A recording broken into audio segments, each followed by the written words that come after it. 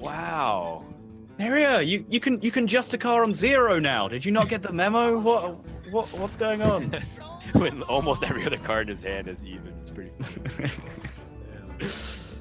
Yeah, of course, the simple explanation to that is that having the Justicar effect in your deck a bit later on and just being able to play good cards is probably better than not being able to play those cards and just gaining a little bit of extra armor, leading up to that turn 6 or turn 8 or whenever you end up playing the Justicar. He has so many even cards. Just throw out this Acolyte and then get Justicar and Gen Greymane and have the best of both worlds. Oh my god. Okay, yeah, No, that's it. You've broken the meta, Frodan. That's it. I'm sold. It doesn't work though because it's your starting hero power. But alas, that would be the ultimate combo. Mm-hmm.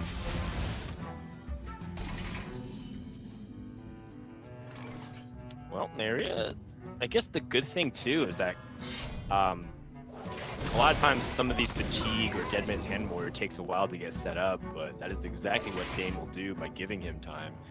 Dane does have his Deathstalker Rexar though, and that gives a lot of hope because if he can get one threat down, he can utilize some of those big Death Rattle Wombo combos and force Neria's hand when Dane's not really committing much to the board with just like one single threat.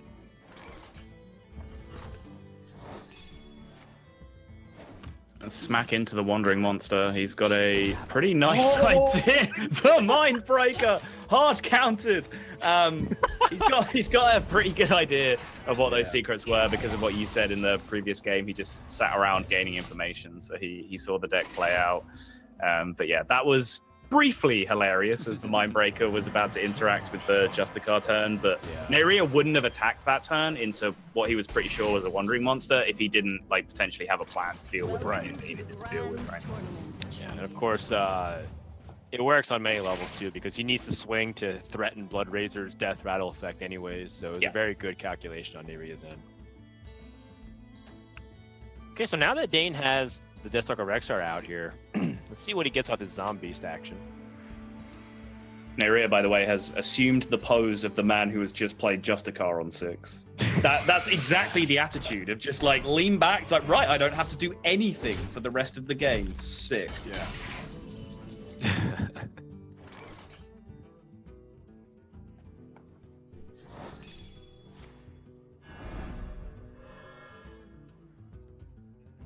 Justicar again. I don't think, actually, if I memory serves correctly, if you play Justicar after you've upgraded, it actually doesn't do anything. It doesn't let you hero power again. No, it doesn't even refresh, I don't believe. It's been a while, but yeah, I think that's right. Not that he could, because it costs too much, but... Yeah. So, the nice thing about Dane picking up a Death Rattle, too, is that he cubes it for the immediate impact already. So, depending on what he actually stitched together... Oh, this is actually pretty funny. They're just going out the Justicar True Art again to challenge the 4/5. His hand's pretty awkward, so I don't blame him. Yeah. And as strong as Justicar is early in Control Warrior, it's just not going to be effective against a deck that it can essentially just play infinite high mains from this point, right? If you want to look at it from that perspective, Savannah High Main was always the card that gave real tanky Control Warriors a huge amount of problems. And Dane can just build one, make one with cubes, every single turn if he wants to. Just an equivalent minion with that much value and that much stickiness, just over and over and over again. What's kind of funny is that Dane already has 2 of these adapts on his zombies. He has the Haunted Creeper summon 2 1/1s on Death Rattle, and he has the Ironfur Grizzly Taunt. So but he's also staring down a Bloodrazor, so it's actually just completely pointless in the face of this weapon. So very amusing scenario here, but of course Dane was preferring plus health or plus a Divine Shield. He's not pleased with his play, it looks like. Looks like he was just telling himself to just take a minute, chill out. Yeah. I mean, he had an opportunity to stack the board in different ways. Now, Dry Whisker Armor, Acolyte, get that card draw going. Right.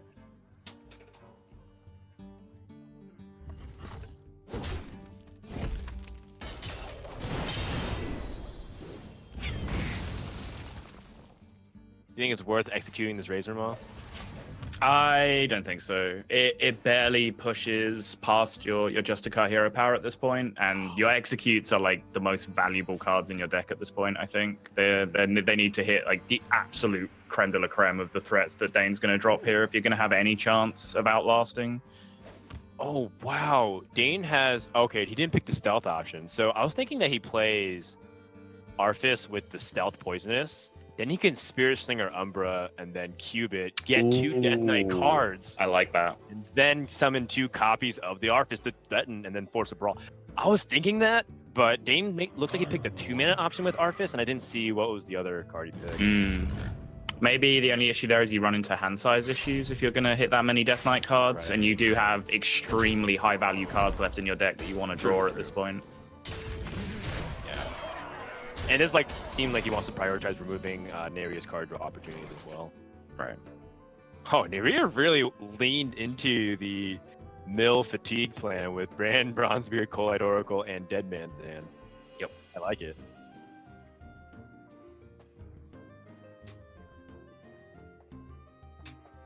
Again, if Dane has a read that that's the kind of strategy that Control Warrior is going to be playing against him, then that's another reason not to potentially just go ham on the Death Knight cards, right? Because getting 4 cards burned off the top of your deck when you don't have your N'Zoth, your Sylvanas, all those kind of madness cards, then you could get in serious trouble if Neria was to go activate it.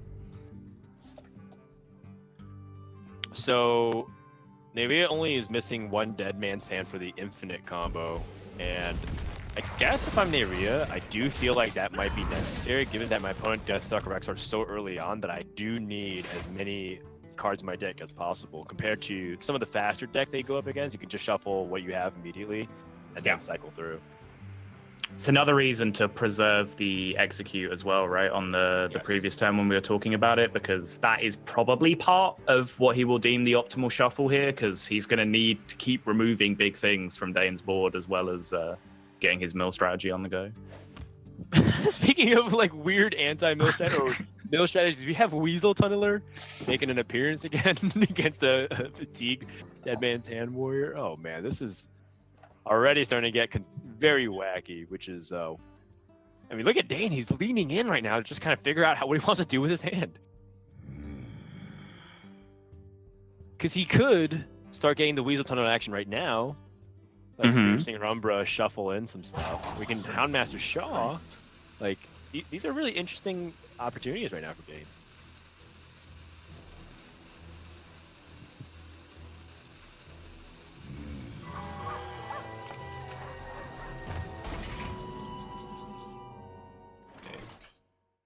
Looks like he took a River Crocodilus with the Arthas.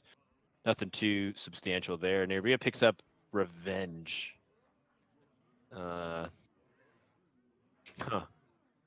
Neria's at 10 cards. He might just dump this Revenge and then pass, because he basically lets Dane develop into it. And Revenge doesn't seem going to be super relevant, because if he gets 12 health and below, most likely he's just going to lose if he doesn't have an answer to the board anyways. Yeah, and this is definitely a place where you can, if you want to, assume the pose of the Justicar Warrior, because it's just 4 on board. You tank that up anyway. It's just not a big deal. Wow, bring it on. Bring it on, by the way, is a card that will let Dane go absolutely nuts if it gets played. Oh, that is scary. Please. I just want to see big combos. I mean, Neria doesn't have Brawl in the hand, though, so that is pretty scary. If he is running Brawl, that is. Which I assume that he might at least have one copy of it. I was going to say, yeah, maybe 1 copy. If he's playing playing Warpath and Revenge, then, yeah, maybe double Brawl then becomes surplus to requirements.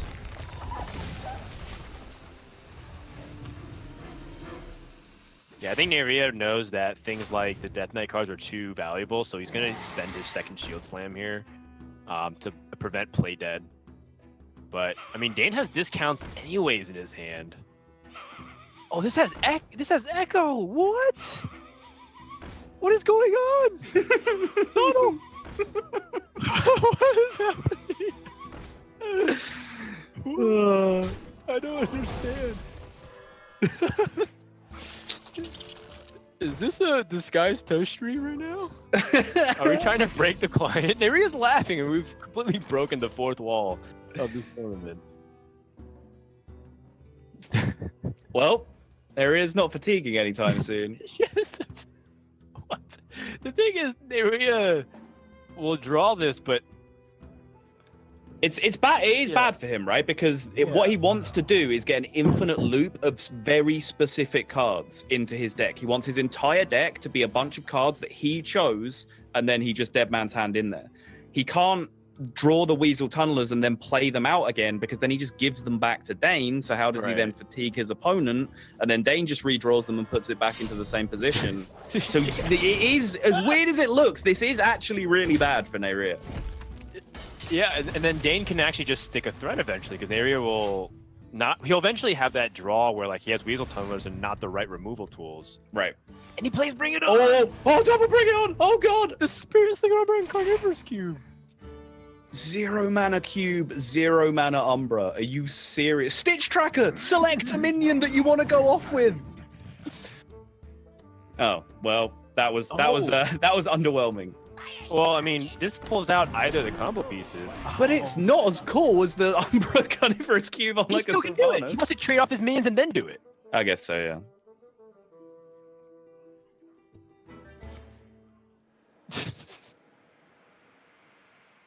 I have no idea how it got to this point, but one thing is for certain is that Dane has found a way to stitch together a win condition.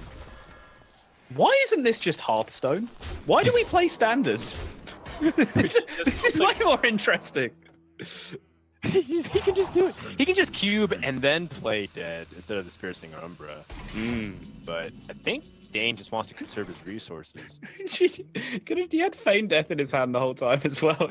He had like 6 weasels on board. Why didn't he Feign Death when he had like... Well, by taking the Bronze Beard, also Neria's ability to go infinite has, or to burst with the fatigue damage. Burst fatigue, yeah. Yeah. He can still go infinite with that one last Cold Light Oracle, but it's very difficult to do so.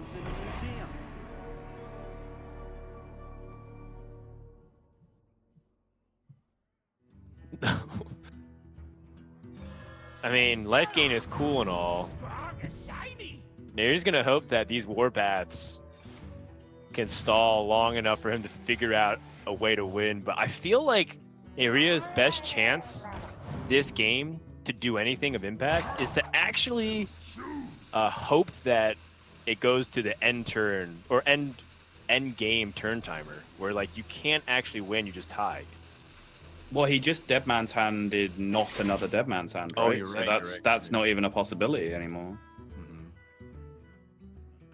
I guess it is with Infinite Weasel Tunneler. I don't know.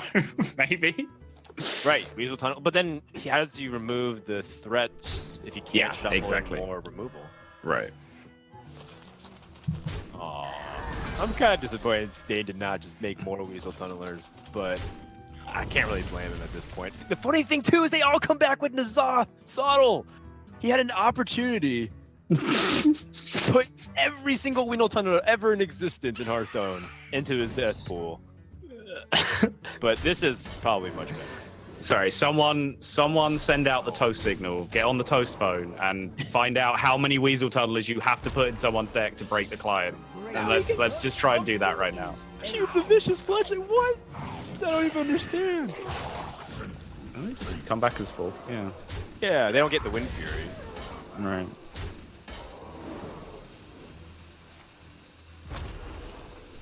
And they survived the Warpath now. And even if he brawled, or he had Brawl, he would just summon back more Vicious Fledglings. Mm-hmm. This is why people love Deathstalker Rexar. Oh man, what a wacky game. Yeah. This is a really big board clear here for Neria though. Dane just committed his 2 most threatening options in hand that turn, which was the Umbra and the Cube. And it's all going to go bye-bye, really, just for a single Warpath alongside that Shield Slam. Still doesn't take away from the fact that I don't know how Neria wins. He has the Zombies Rush. That's his best chance to keep clearing the board. Mm-hmm. Dane can just keep hitting the button.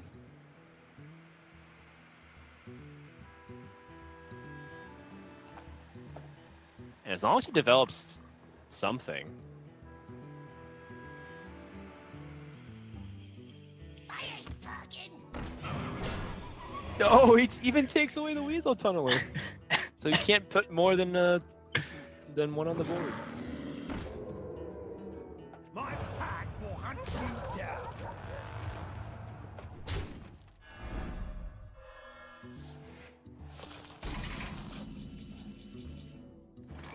Man, there's not many options left here for Neria. It's pretty much all removal and cycle cards. Yep. And Warpath nowhere near as effective here as it was on the previous turn. He has to leave key minions up either way. 5 activations will take care of the 8/5, but then there's just a Hound Mice for sure still in play. And the nice thing though is that it's just rush, so any minion developed is not going to have the benefit of it anytime soon. It's true.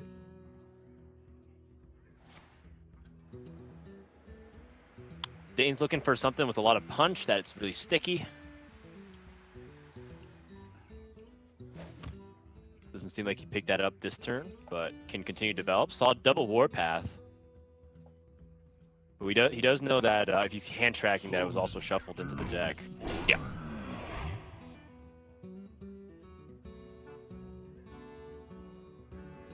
Man, Dane might win this game without playing Feign Death or Play Dead. That makes me a little sad.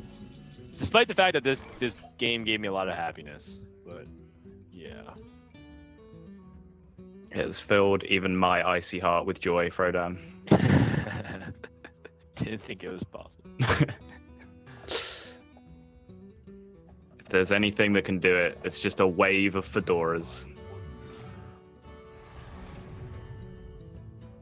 Oh, he does have a brawl.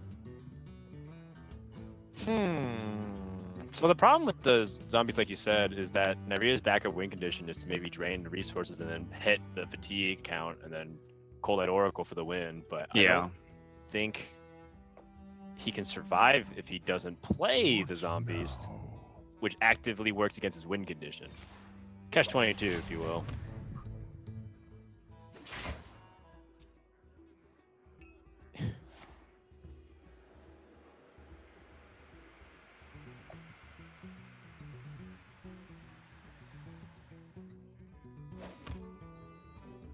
Ooh, right. The grandmother. Nice. Yeah, just more death rattle stuff, more things to stick to the board in case it doesn't, it gets cleared. And I'm pretty sure Neria will consider leaving the game soon because there's enough power on board to end the game like very quickly, maybe even next turn. Yeah. And Dane also now just dumping hand size, making sure that he can't get overdrawn. Oh my gosh.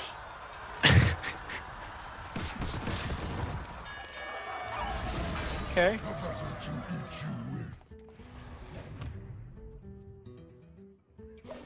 Neria is still not going to play these tunneling, these weasel tunnelers. Oh, do it, please, Dane. No, Dane, please. Please. For the people watching in chat and around the world, you have to summon back a board full of zombies, or specifically weasel tunnelers. 5/7 charging Corpse Widow. That is pretty clutch. Yeah. Never mind. That's much better, but very sad to see. There's a second dead man's hand. Nothing really left here for Neria. Can't even activate these executes.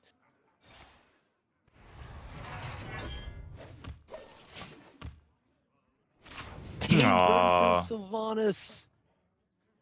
So how can he possibly win now? Yeah. Yeah, he lost his primary win condition. Yeah. I want Dane to do it again. Just do it again. Just zombies to get. You already won this game 100%. Yes! Yes, Dane. Thank you. He is a man of the people. Go sub to Dane's YouTube channel right now because he knows exactly how to please and entertain the fan.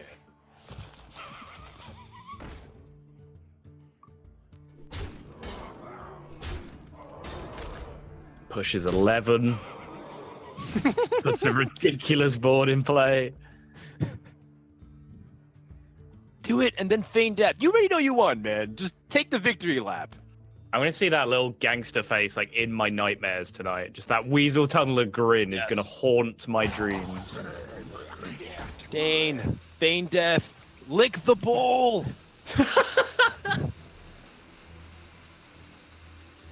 It's so delicious. No, I'm unsubbing. Okay, Dane. Yeah, we take it all back. I take it all back. Neria concedes. We're going to game 5. And Dane, 1 game away from upsetting Neria with what a janky ass lineup. Excuse my language.